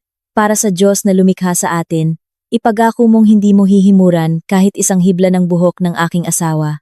Hayaan mo akong mabulok sa bilangguan. Hayaan mo akong magdusa sa lahat ng kahihiyan. Kunin mo ang lahat ng aking ari-arian. Kunin mo ang aking bahay. Kunin mo ang aking kotse. Ngunit hayaan mong mabuhay. Nang payapa ang aking asawa. Wala siyang kasalanan. Siya ay isang babae lamang, na labis na nagmamahal sa akin. Ang pakiusap ng aking asawa ay ang pinakadakilang pahayag ng pagmamahal na narinig ko sa buong buhay ko. Sa panahong siya ay nahaharap sa pagkawasak ng kanyang sariling kinabukasan, ang nasa isip niya ay ang aking kaligtasan lamang. Hindi niya inisip ang kanyang reputasyon na masisira. Hindi niya inisip ang paghihirap na kakaharapin niya sa likod ng mga rehas ng bilangguan. Ang naiisip lamang niya ay kung paano ako mananatiling malaya. Sumigaw ang aking puso na tinatawag ang kanyang pangalan. Gusto ko siyang yakapin noon din. Gusto kong halikan ang kanyang mukha at sabihin na mahal ko siya at humingi ng tawad sa lahat ng aking kahangalan na pagdududa. Ngunit ang tugon ni David ay lalo lamang nagpakita kung gaano kadilim at kabaho ang puso ng lalaking iyon. Natawa ng malakas si David, ang tawanan na umalingaw-ngaw. Sa buong silid ng hotel, ikaw ay tunay na kaawa-awang lalaki. Isinakripisyo mo ang kumpanya na pinaghirapan mong itayo para lamang sa isang babae na hindi ka pinagkakatiwalaan ng 100%, panunukso ni David na may napakalason na boses. Alam mo ba kung gaano kadali kong naakit ang iyong asawa dito? Nagpadala lang ako ng isang peking larawan. Isang larawan na malabo pa nga. At ang iyong bobo na asawa ay agad na naloko. Mas matindi ang kanyang selos kaysa sa kanyang katinuan. Hindi ka pinagkakatiwalaan ng iyong asawa, kaibigan. Kaya bakit mo kailangang isakripisyo ang iyong buhay para sa kanya? Bawat mapanuksong salita na lumabas sa bibig ni David ay bumagsak sa aking mukha na parang sunod-sunod na malakas na sampal. Uminit ang aking mukha. Napakadali akong manipulahin ng pagdududa. Ngunit kakaiba. Ang mga salita ni David ay hindi nagpagalit sa akin sa aking asawa. Sa halip ay nagpabukal sa aking dugo. Dahil sa matinding puot kay David, hindi lang gustong sirain ng lalaking ito ang aming buhay sa pisikal at pinansyal, kundi sinubukan din niyang sirain ang aming pagmamahalan at pagtitiwala. Wala kang alam sa pagmamahal at katapatan, David? Sagot ng aking asawa. Nabiglang nagbago ang boses. At napakatahimik. At puno ng awa. Isang kapayapaan na lumitaw. Kapag handa na ang isang tao, naharapin ang pinakamalalang kapalaran. Selosa ang aking asawa. Dahil mahal na mahal niya ako. At handa kong gawin ang lahat ng ito dahil mas mahal ko siya. Isang bagay na hinding-hindi mo maiintindihan. Dahil ang puso mo ay patay na at nakakubli sa kasakiman at inggit. Ang mga salita ng aking asawa ay tila tumama sa pinakamahinang bahagi ng kaluluwa ni David. Ang boses ni David ay biglang tumaas at puno ng umaapaw na puot. Inggit? Oo, inggit ako. Inakala mo bang hindi ako naiirita sa nakikita kong perpekto mong buhay? Sigaw ni David na puno ng emosyon. Kami ang nagsimula ng kumpanyang ito nang magkasama mula sa simula. Ngunit ikaw ang laging pinupuri. Ikaw ang laging sentro ng atensyon. Nakuha mo ang posisyon bilang managing director. Nagkaroon ka ng maganda at masunuring asawa. Mayroon kang marangyang bahay. Samantalang ako ay itinuring lang na anino mo. Ako ay assistant mo lang. Sa mata ng board of directors. Mabilis ang paghinga ni David. Inilabas niya ang lahat ng lason na matagal na niyang kinikimkim sa kanyang puso. Sa loob ng maraming taon. Ang sugal ay paraan ko lang para hanapin ang libangan mula sa pagkabigo na ito. Ngunit natalo ako. At nang kailangan ko ng tulong, nandyan ka ba para sa akin? Hindi. Masyado kang abala sa kaligayahan, kasama ang iyong asawa. Kaya huwag mo akong sisihin. Kung kukunin ko ang dapat na sa akin, mula pa sa simula. Ang 5 milyong piso na iyon, ang presyo ng aking pawis sa lahat ng panahong ito. At ngayon ikaw ang magbabayad nito sa iyong kalayaan. Narinig ang napakalakas na tunog ng pagbangga ng mesa. Sapat na ang usapan. Wala na akong masyadong oras. Pirmahan mo na ang papel na iyan ngayon din? O tatawagan ko ang aking mga tauhan para putulin ang leeg ng iyong asawa sa basement doon. Banta ni David, na halos parang ungol ng mabangis na hayop. Sa basement, pinigilan ko ang aking hininga hanggang sa sumakit ang aking baga. Tumingin ako sa police commander na may napakadesperadong tingin ng pagmamakaawa. Bakit hindi pa nila sinisira ang pinto? Ano ang hinihintay nila? Kung pipirmahan ng aking asawa ang sulat na iyon, magkakaroon si David ng napakalakas na legal na ebidensya na maaaring makapagpahigpit sa amin sa hinaharap. Tinaas ng police commander ang kanyang kamay. Nagbigay ng senyas sa akin na manatiling kalmado. Nakatuon ang kanyang mga mata sa radio communication sa kanyang kamay. Hinihintay niya ang pinakaangkop na sandali. Ang sandali kung kailan talagang naramdaman ng suspect na nasa itaas siya. Kaya hindi na siya nagkaroon ng oras upang lumaban na maaaring maglagay sa panganib sa buhay ni Sandra. Mula sa speaker ng surveillance device, narinig ang tunog ng mahabang paghinga ng aking asawa. Napakalakas at nakakasakit sa puso ang tunog ng pagbukas ng takip ng panulat. Dahan-dahan na ibinaba ang dulo ng panulat, palapit sa ibabaw ng peking sulat ng pag-amin ng kasalanan. 1 segundo, 2 segundo, 3 segundo ang lumipas, nang napakabagal na parang slow motion sa isang pelikula. Sa 8 palapag, isinusuko ng aking asawa ang kanyang buong buhay para sa akin. Nanginginig ang kanyang mga kamay, ngunit matatag ang kanyang loob. Wala siyang nakitang ibang paraan para iligtas ako. Sa wakas, pinindot ng police commander sa basement ang button sa kanyang radio communication. Kumislap ang kanyang mga mata na puno ng ganap na katatagan. Team Alpha, ito ang command. Kinumpirma ang pangunahing target na gumawa ng pangingikil at direktang banta ng pagpatay. Ang kaligtasan ni Sandra ay nasa pinakamahirap na punto. Gawin ang sapilitang pagpasok ngayon din. Ulitin. Sirain ang pinto ngayon din. Utos ng commander, na ang boses ay bumabasag sa katahimikan ng basement. Pinikit ko ng mahigpit ang aking mga mata. Mahigpit na hinawakan ang kamay ni Manong Ben sa aking tabi. Sa aking puso, isinisigaw ko ang pangalan ng aking asawa. Umaasa na darating ang milagro bago pa man magawa ng dulo ng panulat na iyon na magmarka ng itim na tinta sa papel na sisira sa aming kinabukasan. Nagsimula na ang huling countdown at ang aming kapalaran ay lubusang nakasalalay sa kung gaano kabilis masisira ng mga pulis ang makapal na kahoy na pinto na naghihiwalay sa aking asawa mula sa kanyang kalayaan. Tamang-tama matapos magbigay ng senyas ang police commander mula sa basement. Isang napakalakas na tunog ng pagpapakpak ang sumabog mula sa speaker ng surveillance device sa dashboard ng kotse. Ang tunog na iyon ay parang isang maliit na pagsabog ng bomba na sumira sa makapal na kahoy at nagkapira-piraso. Ang pinto ng kwarto 88 ay sapilitang sinira hanggang sa matanggal sa mga bisagra nito. Tiyak na lumipad ang mga piraso ng kahoy sa lahat ng direksyon sa 8 palapag. Sa pamamagitan ng surveillance device na iyon, narinig ko ang kaguluhan na nangyari sa loob ng isang bahagi ng 1 segundo. Narinig ang tunog ng mabibigat na bota na sumugod sa loob ng silid. Mabilis at tumpak. Nagumalaw ang tactical force ng pulisya. Itaas ang mga kamay. Pulis! Ihulog ang inyong mga sandata at humiga sa sahig ngayon din! Ang sigaw ng mga pulis ay umalingaw-ngaw. Napuno ang bawat sulok ng hotel room. Narinig ang mga sigaw ng takot mula sa 2 bayarang bantay na kanina'y pumipigil sa aking asawa. Wala silang pagkakataong lumaban o kahit kumuha lang ng kanilang sandata. Narinig ang tunog ng pagbagsak ng katawan sa carpeted floor na sinundan ng tunog ng click mula sa bakal na posas na inilak. Nang marahas. Ano ba yan? Sino ang nag-utos sa inyo na pumasok sa kwarto ko? Iyon ang boses ni David. Ang kanyang tono ay napakamalas, puno ng tunay na pagkabahala at pagkalito. Hindi niya inakala na sasalakayin ng pulisya ang kanyang pinagtataguan sa huling segundo bago ang kanyang tagumpay. Ligtas, kontrolado ang silid. Ang pangunahing suspek at 2 kasabwat niya ay matagumpay na naparalisa. Ligtas ang biktima na si Sandra.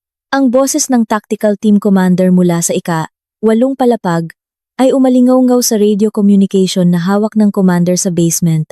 Nang marinig ang mga salita na ligtas ang aking asawa, parang nabunutan ng tinik ang aking dibdib. Umiyak ako ng umiyak. Tinatakpan ang aking mukha, gamit ang aking 2 kamay, habang paulit-ulit na nagpapasalamat sa Diyos. Tumingin sa akin si Manong Ben, at ngumiti ng maluwag. Pinatay niya ang surveillance device, at agad na lumabas ng kotse. Binuksan niya ang pinto para sa akin. Halika, ma'am. Ngayon na ang oras para makita ninyo ang inyong asawa. Ganap ng ligtas ang sitwasyon, sabi ni Manong Ben, habang iniaabot ang kanyang kamay upang tulungan akong tumayo. Napakahina ng aking mga paa na parang jelly, ngunit ang pagnanais na agad na makita ang mukha ng aking asawa ay nagbigay sa akin ng matinding lakas. Inutusan ng police commander sa basement, ang ilang tauhan niya na arestuhin ang 2 goons na may balak akong patulugin. Samantala, sinamahan niya mismo ako at si Manong Ben patungo sa service elevator na direktang papunta sa ika-8 palapag. Ang biyahe sa loob ng elevator ay parang walang katapusan. Patuloy kong tinititigan ang digital na numero na mabagal na kumikislap. Nagpapalit mula sa isang palapag patungo sa susunod. Pinig ako ang dulo ng sweater na suot ko. Ang aking puso ay bumibilis sa pag-iisip kung ano ang sasabihin ko sa aking asawa mamaya. Sa wakas, bumukas ang pinto ng elevator sa ika-8 palapag. Ang marangyang pasilyo ng hotel ay napuno na ngayon ng mga pulis na nagbabantay. Ilang hotel guests mula sa ibang kwarto ang sumilip sa likod ng kanilang mga pinto na may takot sa kanilang mga mukha, ngunit agad silang pinabalik sa loob ng mga security guard. Tumakbo ako ng bahagya sa makapal na karpet ng pasilyo. Sinundan ko ang mga yapak ng police commander, hanggang sa marating ko sa wakas ang harap ng pinto ng room 808. Ang eksena sa harap ko ay talagang nagpatibok ng aking puso. Ang makapal na kahoy na pinto na gawa sa Nara ay lubusang nasira, nahati sa 2 bahagi na nakakalat sa sahig. Sa loob ng napakalawak at marangyang silid na iyon, laganap ang kaguluhan. Ang salamin na mesa kung saan nakakulong ang aking asawa kanina ay lumipat na sa kanyang posisyon. Nagkalat sa sahig ang mga peking dokumento. 2 malaking bayarang bantay ang nakita na pinipilit na lumuhod, na nakaharap sa dingding, na may nakakadenang mga kamay sa likod, na mahigpit na binabantayan ng mga armadong pulis. At sa gitna ng silid na iyon, nakita ko siya, ang aking asawa. Nakaupo siya na nakasandal sa gilid ng kama. Napagitnaan ng 2 pulis na mediko na nag-e-eksamin ng mga pasa sa kanyang mukha at braso. Magulo ang kanyang damit at napakaputla ng kanyang mukha at pagod.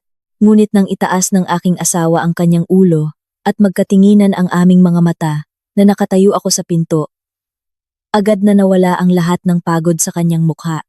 Lumaki ang kanyang mga mata, hindi makapaniwala sa nakita niya. Mahal! Tawag niya na garalgal ang boses at nanginginig. Hindi ko na pinansin ang kahit ano pa. Tumakbo ako.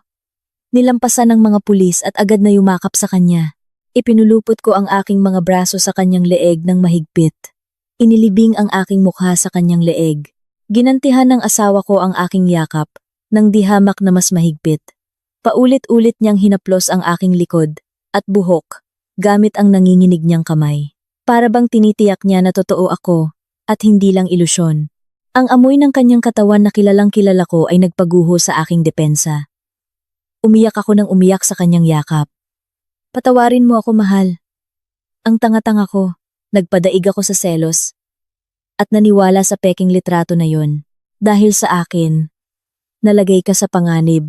Halos mapahamak ka, dahil sa kamangmangan ko. Umiiyak ako ng walang tigil. Binabasa ang kanyang damit ng aking luha. Hinawakan ng aking asawa ang aking mukha, gamit ang kanyang malalaki at mainit na mga kamay. Pinunasan niya ang aking luha, gamit ang kanyang hinlalaki. Tinitigan ako sa mga mata, nang napakalinaw at puno ng pagmamahal. Wala talagang galit doon. Shh! Hindi mo na kailangang humingi ng tawad. Ang pinakamahalaga ngayon ay ligtas ka. Hindi ka nasaktan, hindi ba? Hindi ka nila sinaktan doon sa ibaba. Tanong niya na may taranta habang tinitignan ang aking mukha at braso. Agad akong umiling. Ayos lang ako, mahal. Iniligtas ako ni Manong Ben. Nandun siya kasama ko. Kumunot ang noo ng aking asawa. Naguguluhan. Ngunit bago pa man siya makapagtanong, isang malakas na sigaw ang bumulagta sa aming emosyonal na sandali. Kuya Pulis, malaki ang inyong pagkakamali. Bakit ninyo ako hinuli? Ang lalaking naglalambingan. Siya ay isang korap. Nilustay niya ang 5 milyong piso ng kumpanya at umupa ng mga goons para patayin ako upang hindi malaman ang kanyang sikreto. Sigaw ni David na malakas ang boses. Binitawan ko ang yakap ko sa aking asawa. At umikot. Si David ay nakakapit sa isang mesa ng 2 pulis. Nakaposas na ang kanyang mga kamay sa likod. Bagaman walang lakas, ang mukha ni David ay nagpakita pa rin ng matinding kayabangan at panlilinlang. Sinubukan niyang baligtarin ang katotohanan. Umaasa na maniniwala ang pulisya sa murang palabas na kanyang nilikha. Itinuro niya ang mga dokumento na nakakalat sa sahig gamit ang kanyang baba. Tingnan ninyo ang mga papel na iyon. Iyon ang sulat ng pag-amin ng kasalanan na isinulat niya mismo. Umamin na siya. Dapat siyang hulihin, hindi ako. Sigaw ni David na nakadilat ang mga mata. Ginampanan ang papel ng biktima ng napakapaniwalain. Lumapit ang police commander na naghatid sa akin mula sa basement kay David. Ang mukha ng commander ay napakatahimik, ngunit tinitigan niya si David na parang tinitigan ang isang napakasuklam na peste. Itago mo na lang ang gawa-gawa mong kwento para sa korte mamaya, David, sabi ng commander na malamig ang tono. Hindi namin kailangan ang peking sulat ng pag-amin na pinilit sa pamamagitan ng banta ng pagpatay. Mayroon kaming ebidensya na mas malakas at hindi matututulan. Tumawa ng mapanukso si David kahit na medyo pilit ang kanyang tawa. Anong ebidensya ang ibig mong sabihin? Huwag kang gumawa-gawa. Lahat ng digital na ebidensya ay tumuturo sa kanyang account. Wala kayong anumang bagay para ikulong ako. Tamang-tama, pumasok si Manong Ben sa silid. Ang presensya ng matanda na lalaki ay nagpatigil agad kay David. Napakunot ang mga mata ni David. Sinisikap makilala ang mukha ng lalaking mukhang pamilyar sa kanya. Ngunit hindi niya ito maalala ng malinaw dahil si Manong Ben ay laging gumagalaw sa likod ng anino. Marahil ay hindi mo ako kilala, David. Ngunit kilalang kilala kita at ang lahat ng iyong kasamaan. Sabi ni Manong Ben na may malalim na boses. Kinuha ni Manong Ben mula sa bulsa ng kanyang jacket ang isang maliit na itim na bagay. Iyon ay ang digital recording device ng pulisya na kinopya ang lahat ng pag-uusap mula sa surveillance device kanina. Naaalala mo pa ba ang huli mong pag-uusap sa telepono 5 minuto na ang nakalipas nang nagbigay ka ng instruksyon na patayin si Ma'am sa basement at itapon ang kanyang bangkay? Tanong ni Manong Ben. Habang matamang nakatingin sa mga mata ni David, biglang namutla ang mukha ni David, na parang patay. Bumagsak ang kanyang panga. Nahirapan siyang lumunok. Naisip niyang nahulog siya sa isang napakamamatay na bitag. Kinuha ng police commander ang recording device mula sa kamay ni Manong Ben at pinindot ang play button sa buong volume. Biglang natahimik ang silid. Napalitan ng tunog ng recording ni David mismo na umalingaw-ngaw ng napakalinaw. Makinig ka. Oras na mapirmahan ng gunggong na yan ang dokumento, itakbo mo na ang babae sa labas ng probinsya. Iligpit mo na siya sa isang bangin o sa tambakan ng basura. Siguraduhin mong wala nang makikita ang mga pulis para wala nang ebidensyang magtuturo sa atin. Tapusin mo siya. Ililipat ko ang natitirang bayad ninyo ngayong gabi din. Huminto ang recording. Naging napaka-nakapanlulumo ang kapaligiran sa loob ng hotel room. Hindi na maikakaila ang ebidensya. Ang boses na iyon ay boses ni David. Ang intensyon ng pagpatay ay lumabas mismo sa kanyang mga labi. Hindi doon nagtatapos. Nagbigay ng senyas ang police commander patungo sa pinto. 2 pulis ang pumasok na may dalang 2 lalaking nakasuot ng itim na jacket na may pasa ang mukha. Iyon ang mga goons na inutusan ni David mula sa basement. Nakayuko sila na may matinding takot sa kanilang mga mukha. Ang iyong mga tauhan ay nasecure na namin sa basement ng hotel na ito. Umawit na sila at umamin sa lahat. David, mula sa perang binayad mo, ang bote ng chloroform na dala nila, hanggang sa plano ng pagpapahiya sa kumpanya. Tapos ka na, matatag na sabi ng police commander. Biglang nanghina ang mga paa ni David. Kung hindi siya hinawakan ng 2 pulis sa tabi niya, tiyak na nahulog na siya sa sahig. Ang lahat ng pagmamataas at kapalaluan na ipinakita niya kanina ay gumuho na. Wala nang ibang paraan para sa kanya. Wala nang butas sa batas na maaari niyang samantalahin. Natalo siya ng kanyang sariling kasakiman at ng di nakikitang proteksyon ng isang ama na nagbabantay pa rin sa kanyang anak mula sa kabilang buhay sa pamamagitan ng tapat na kamay ni Manong Ben. Tinitigan ko si David na may halong damdamin. Ang awa at puot ay naghalo-halo. Ang lalaking matagal nang kumakain sa hapagkainan ng aking bahay, na tumatawa kasama ang aking asawa, ay isa palang ulupong na naghihintay ng tamang oras upang kagatin kaming dalawa. Dalhin ninyo siya rito. Siguraduhin ninyong hindi siya makakontak kahit kanino, lalo na sa grupo ng gambling mafia na naghahabol sa kanya sa labas. Hayaan ninyo siyang pagnilayan ang kanyang mga krimen sa loob ng isolation cell. Utos ng police commander. Agad na hinila ng mga pulis ang katawan ni David na hindi na lumalaban. Kinaladkad siya palabas ng room 808, dumaan sa pasilyo ng hotel na puno ng mga nanlilisik na tingin mula sa mga tao, patungo sa madilim na kapalaran na naghihintay sa kanya sa likod ng mga rehas ng bilangguan. Ang kanyang maruming laro ay natapos na rin ngayong gabi. Ang gabing tila impyerno ay sa wakas ay lumipas, napalitan ng gintong sinag ng bukang liwayway na nagsisimulang sumikat sa silangan. Matapos dumaan sa mahaba at nakakapagod na serye ng investigasyon sa istasyon ng pulisya upang magbigay ng testimonya, sa wakas ay pinayagan kami ng aking asawa na umuwi. Si Manong Ben ang nagmaneho ng aming pribadong sasakyan. Sinisigurado na makakarating kami sa bahay nang ligtas at payapa. Sa biyahe pa uwi, mahigpit na hinawakan ng aking asawa ang aking kamay. Para bang natatakot siya na mawawala ako kung bibitawan niya ako kahit sandali lang. Isinandal ko ang aking ulo sa kanyang balikat, hinayaan ang init ng kanyang katawan na paalisin ang natitirang lamig at takot na namamalagi pa rin sa aking dibdib. Walang gaanong salita ang lumabas sa aming bibig, dahil alam naming dalawa na mas mahalaga ang pagsasama na ito kaysa sa libu-libong salita. Ang mga sumunod na araw ay lumipas ng napakabilis, nagdala ng sunod-sunod na napakalaking pagbabago sa aming buhay. Ang kaso ni David ay agad na naging headline sa iba't ibang media.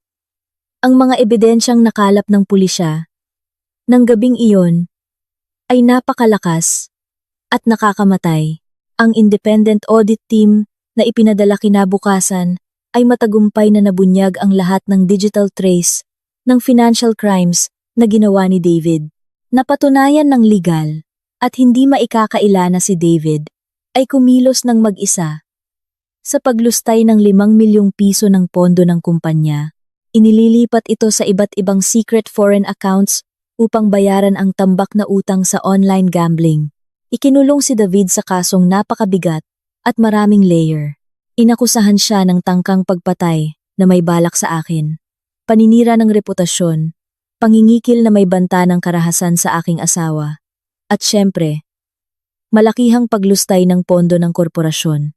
Ang hukom na namuno sa paglilitis ay walang ibinigay na awa. Nahatulan si David ng maximum na sentensya ng pagkakakulong na magpapatagal sa kanya sa likod ng malamig na sementadong dingding sa karamihan ng natitirang bahagi ng kanyang buhay. Gayunpaman, ang pagkakakulong ay hindi pala ang pinakamasamang bangungot para kay David. Ang balita ng kanyang pagkakakulong ay agad na nakarating sa gambling mafia na humahabol sa kanya. Kahit nasa selda na may mataas na seguridad, kailangan pa rin ni David na harapin ang kanyang mga araw sa walang tigil na psychological terror. Nabuhay siya sa takot sa anino ng mga tauhan ng mafia na maaaring saktan siya sa loob ng bilangguan anumang oras. Nawala na niya ang lahat, kayamanan, kalayaan, kaibigan, at dignidad. Ang kasinungalingan na kanyang maingat na inayos ay sa huli ay umikot sa kanyang sariling leeg. Samantala, ang bagyo na bumagsak sa aming buhay ay unti-unting humupa at napalitan ng isang magandang bahaghari. Ang mabuting pangalan ng aking asawa ay lubusang nilinis mula sa lahat ng malisyosong akusasyon na iyon. Ang board of directors ng kumpanya na dati nagpanik dahil sa nawawalang 5 milyong piso ay labis na pinahahalagahan ang katapangan at integridad ng aking asawa sa pagharap sa krisis na iyon. Nakita nila ang malinaw na ebidensya kung paano mas pinili ng aking asawa na isakripisyo ang kanyang sariling buhay kaysa pirmahan ang pekeng dokumento na makakasama sa kumpanya. Bilang tanda ng paggalang at pagpapanumbalik ng kanyang mabuting pangalan, idinuglas na pinili ng board of directors ang aking asawa upang punan ang posisyon ng managing director ng kumpanya ng permanente na pinalitan ang dating director na nagretiro. Ang pagtaas ng posisyon na ito ay isang matamis na bunga ng katapatan at dedikasyon ng aking asawa sa loob ng maraming taon na pinagsikapan ang kanyang karera mula sa ibaba. Para sa akin, ang pangyayari noong gabing iyon ay nag-iwan ng isang napakalalim na aral sa buhay at nagpabago sa aking pananaw sa aming kasal ng husto. Ang pagkakasala sa pagdududa sa katapatan ng aking asawa ay nagpababa sa akin sa loob ng ilang linggo. Sa bawat pagkakataon na nakikita ko ang mga pasa sa braso ng aking asawa dahil sa hawak ng mga bantay ni David, parang sinasaksak ang aking puso ng libu-libong karayom. Isang tahimik na gabi, habang nakaupo kaming dalawa sa likod na terasa ng bahay, umiinom ng isang tasa ng mainit na tsaa, muli kong ipinahayag ang aking pagsisisi sa kanya. Umiyak ako, humihingi ng tawad, dahil hinayaan ko ang bulag na selos na mamuno sa aking katinuan, hanggang sa madali akong malinlang ng peking mensahe mula sa isang estranghero. Naintindihan ko kung gaano kahina ang aking tiwala noon at kung gaano mapanganib ang maling pag-aakala sa isang relasyon. Inilagay ng aking asawa ang kanyang tasa ng tsaa. Niyakap ako. At marahang niyakap, paulit-ulit niyang hinalikan ang aking ulo. Nagbigay ng matinding kapayapaan sa aking kaluluwa. Napagkasunduan na nating isara ang lumang libro na iyon. Mahal, sabi ng asawa ko, na napakapayapa ang boses. Tao ka lang na may damdamin. Talagang napakatalino ni David sa paggamit ng ating psychological weakness. Alam niyang mahal na mahal mo ako. Kaya ginamit niya ang takot mong mawala ako para mauwi sa matinding selos. Hinding-hindi kita sinisisi kahit kaunti. Sa halip, binuksan ng pangyayaring ito ang aking mga mata. Kung gaano ko kailangan na mas maraming oras ang gugulin sa iyo, bigyan ka ng katiyakan at ganap na seguridad upang wala ng butas para sa masasamang tao na makapasok sa iyong isip. Ang mga salita ng aking asawa ay parang malamig na tubig na nagpalamig sa naglalagablab na apoy ng pagkakasala sa aking dibdib. Nagako kami sa isa't isa ng gabing iyon sa ilalim ng nagniningning na mga bituin na mula ngayon, ang komunikasyon ang magiging pangunahing pundasyon ng aming kasal.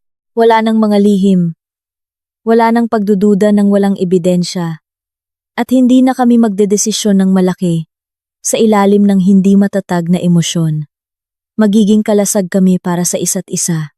Bilang pasasalamat sa Diyos sa kaligtasan na ibinigay, nagdaos kami ng maliit na handaan sa bahay ampunan na madalas puntahan ng aking yumaong ama noon. Sa okasyong iyon, opisyal ding inihayag ng aking asawa ang pagkakatalaga kay Manong Ben. Hindi na nagtatrabaho si Manong Ben bilang online taxi driver. Hiniling namin sa kanya na bumalik sa kanyang dating posisyon, ngunit may mas malaking responsibilidad at pagpapahalaga. Si Manong Ben ay opisyal na itinalaga bilang executive security head sa kumpanya ng aking asawa at personal security advisor din sa aming pamilya. Ibinigay namin sa kanya ang isang komportableng bahay at buong health insurance para sa kanyang pagtanda. Nilapitan ko si Manong Ben na nakatayo ng tuwid. Pinapanood ang handaan na may tipid ng ngiti sa kanyang nagkakaedad na mukha. Kinamayan ko siya ng may buong paggalang at nagpasalamat mula sa pinakamalalim na bahagi ng aking puso. Maraming salamat po, Manong Ben. Hindi lang po ninyo tinupad ang inyong pangako sa aking ama, kundi nagbigay po kayo ng pangalawang buhay sa aming dalawa. Utang ko po sa inyo ang aking buhay. Sabi ko na may luha sa mga mata. Yumuko ng magalang si Manong Ben. Ito po ay aking tungkulin at karangalan, ma'am. Ang inyong ama ay isang napakabait na tao sa akin noon. Ang makita kayo at ang inyong asawa na ngayon ay masaya at ligtas. Iyon na po ang higit pa sa sapat na bayad para sa akin. Ngayon ay bumalik na sa normal ang aming buhay. Ngunit may mas mahusay na kalidad. Ang aming bahay ay naging mas mainit at napuno ng tawanan. Ang madilim na gabi ay hindi na nagdadala ng takot, kundi kapayapaan. Dahil alam ko na ang lalaking natutulog sa aking tabi ay ang lalaking isasakripisyo ang lahat upang protektahan ako. At sa labas ay mayroong isang tapat na tagapagbantay na tinitiyak na ang madilim na nakaraan ay hinding-hindi na maglalakas loob na kumatok sa pinto ng aming buhay muli. Masakit man ang pagtataksil, ngunit hinasa nito ang aming pagmamahalan upang maging isang matibay na buklod na hindi kailanman masisira ng sinuman. Nang gabing iyon, dala ng bulag na selos,